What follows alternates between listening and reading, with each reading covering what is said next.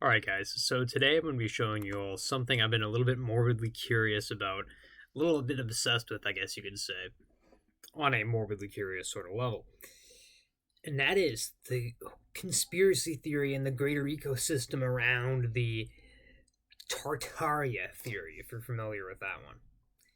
And so, instead of explaining it myself, I'm going to let the brilliant historian, Paul Cook, explain it for me.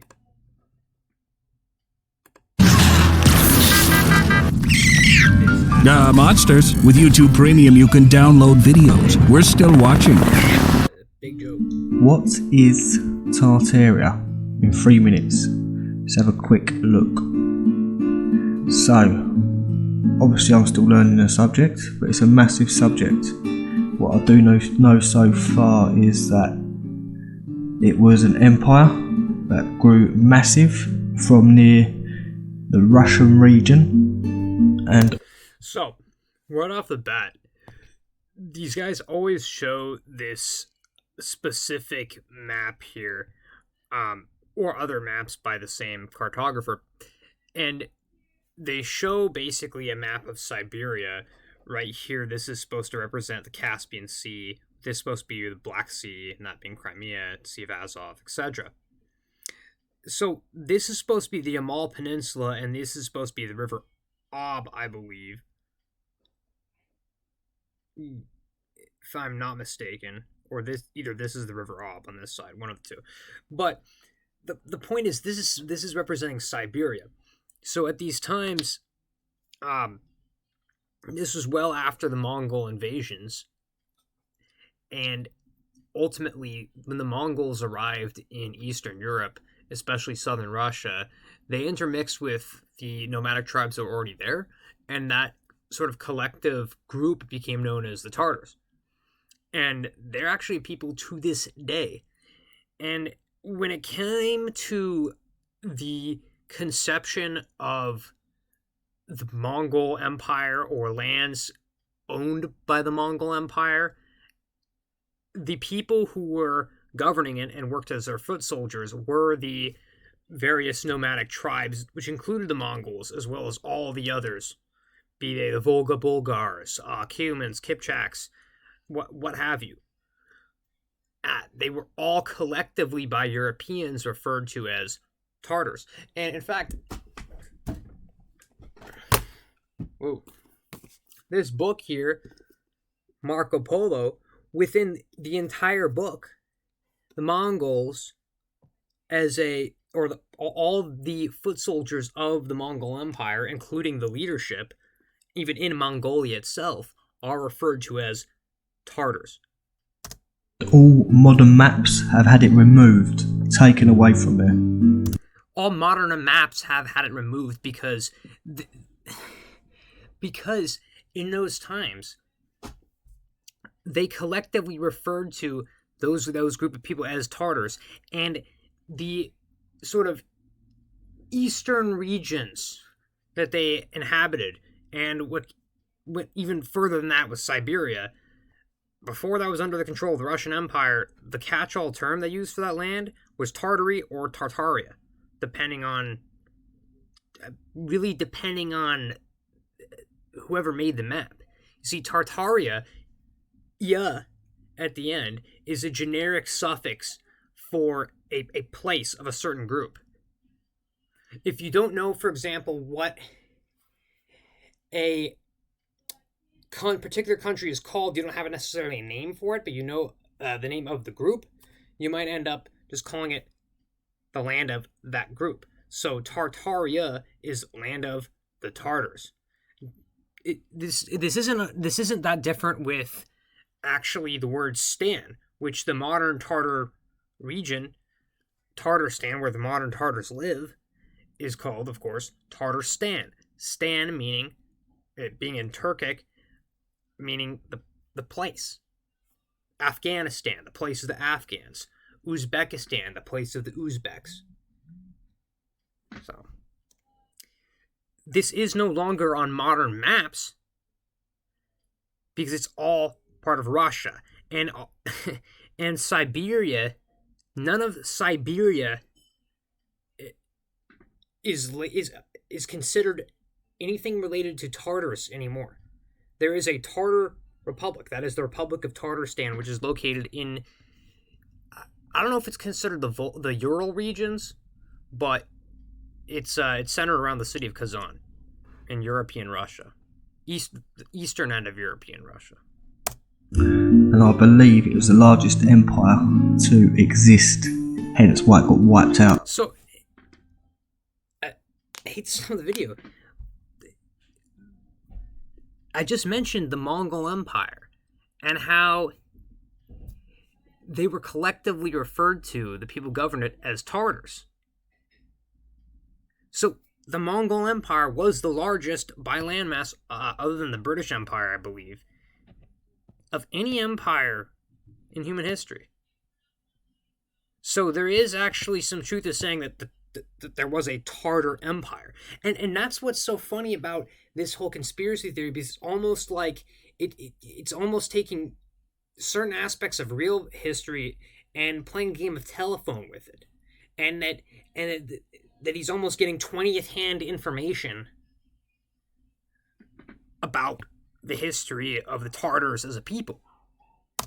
Because these guys seemed like they were doing stuff right.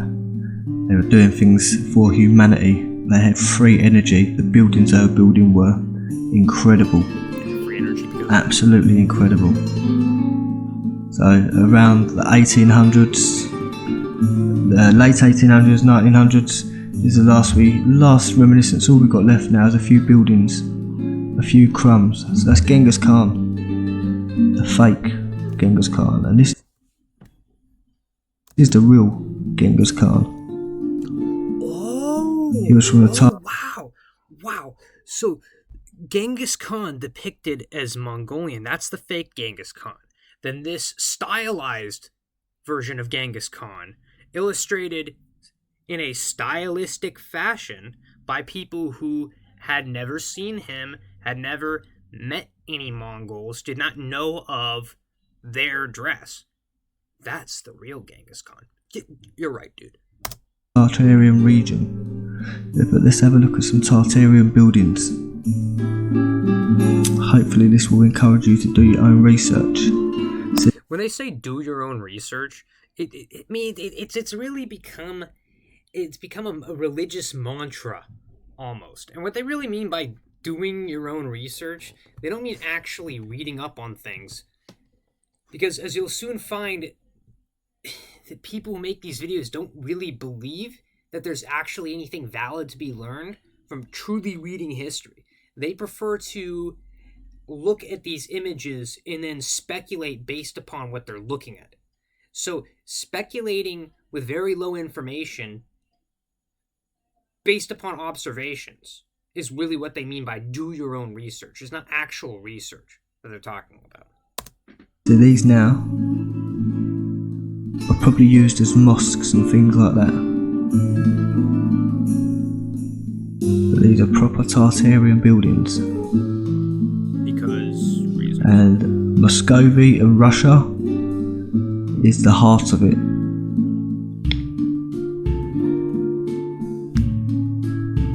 But there was a clear agenda to wipe this empire out. I personally believe because they was doing things right. They had free energy. All the buildings had domes on, collecting energy from the ether, maybe harvesting it, harnessing it. Because if you look here, there'd be a reset and people are going around on horse and cart, and you've got these buildings in the background that are just phenomenal. Fundamentally, what this theory is based on most of all is that, wow, look at all these insane buildings that were built in the 1800s and early 1900s. Why do all of our buildings comparatively look like crap in comparison? You know, how is it they were able to construct all of these amazing buildings? But then you see the people going around on, horses and carriages, and because in these people's brains there's no possible way you could have this crazy huge thing, but people going around on horses, that means that necessarily those people didn't build it because Come on, guys, do you really think they built it?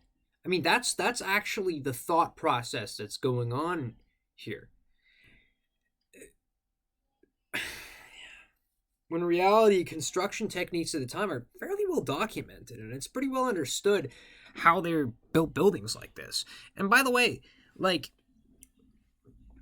we use different sets of construction materials, so to get like all of their old construction materials that they would have used, um, as well as have that sort of craftsmanship done, it would be very expensive nowadays. But these sort of buildings can be replicated in the modern day. It's just that two things. Since the Bauhaus movement, the philosophy for building has been that form should model function. And that basically the idea was, why build this huge extravagant thing? Or it's almost kind of bizarre to build this entire extravagant thing for something that's a bank. Why not build a building that's for a bank, right? And the second of all is that we build cheaper nowadays. There's a higher population. People are more spread out. People used to all sort of be packed into these small cities. They were often just as dense, if not denser than they are today. It's just today they're much larger, much more spread out. There's less people in the center area. And frankly, the priority, unfortunately in some ways, is less on the grandiose appearance of the buildings, and it has more to do with how cheaply can we make this building, or rather, what kind of profit can we make on this building. So there's less, unfortunately, less people build buildings for their beauty in the same way they used to, and that's something that's sad. And I think this theory reflects actually truly how sad that is because you have people now who we don't build, and basically we don't build nice things like this anymore. And so because of that, people are looking back at these old photos and they said, well, we can't even build that today. There's no way these guys could have built it with horses and buggies. See, we're getting unfortunately so far removed from this era of construction that some people are going around thinking that it's from a lost civilization. And I mean, the idea is this Tartarian civilization, which, as we can see on maps, is, you have Siberia labeled Tartaria. Again, catch-all term. They often call it Grand Tartaria because it's a big place. But the idea is that I almost fell there. The idea is that all these 1800s buildings were actually taken from this Tartar civilization, or that they were found abandoned after this after this cataclysmic event that these folks seem to think that happened in the 1850s. In short, the 1800s buildings, they believe, were not made by the people who actually made them. Instead, they were captured from a civilization called Tartaria that was wiped off the map and erased from history books. So, anyway, I said I was going to let him explain it. But so these are all Tartarian buildings. Of course. That could not be replicated now. And they're not just there, they're all over the world. This empire got ginormous. Absolutely ginormous. But it ties in with the mud flood. It seems that after the mud flood, the Holy Roman Empire was gone, the Tartarian Empire was gone, and some sort of new world order. So there's, I guess, added in here the theory that this mud flood caused the end of the Holy Roman Empire, which hadn't been actually one single unified state since the Middle Ages, and was instead a loose or agglomeration of a bunch of small countries that were loosely affiliated with one another. it ended in the 1800s because Napoleon took over Germany and he abolished the Holy Roman Empire. So,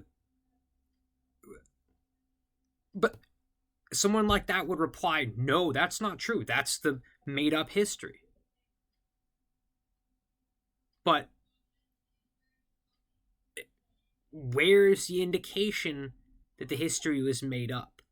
See, you can't disprove what they're saying because they'll just tell you, or you can't disprove to them, the people who believe in this, because they'll just tell you, well, dude, that's just made up history. And the evidence is, see, the evidence against it is made up, the evidence for it is covered up. Right? So, in someone's brain who's fully convinced of this, there's not really any way you can externally,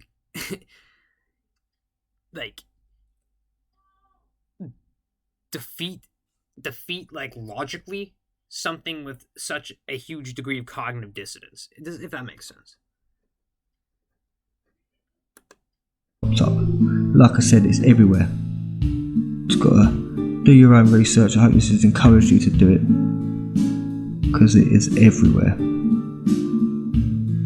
Anyway, under 3 minutes. One love.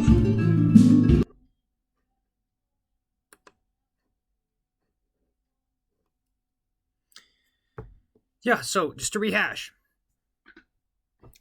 In the mid-1800s, according to these people, there was a large mud flood.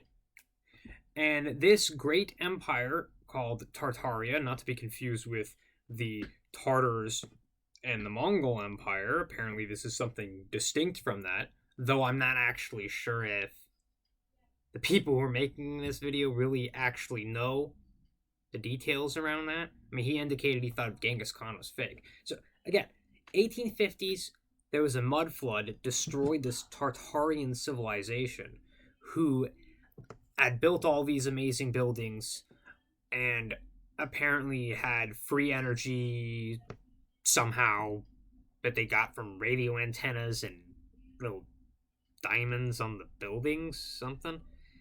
And that it has been erased from history books, and that, yeah, all these 1800s, these Victorian era buildings, we actually inherited, and they were not actually built by any of the civilizations that they are understand to have been built by.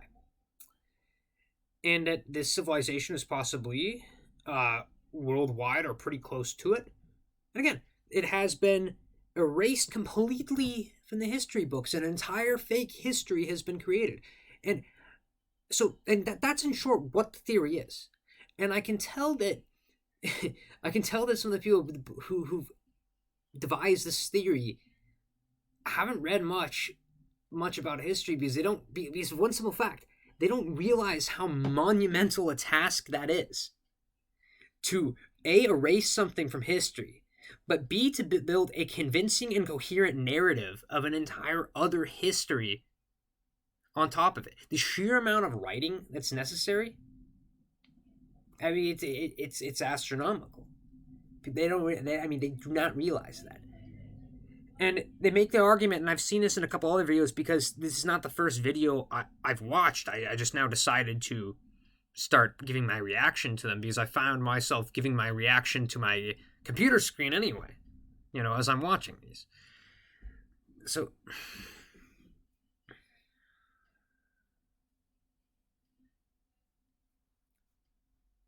you guys, it's a mania theory, and I'm going to be going over a couple more videos like this. I'm going to be doing definitely more reaction videos to these Tartaria theory videos.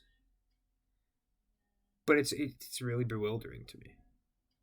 It's really bewildering to me what people are starting to believe. I mean, it's dangerously stupid.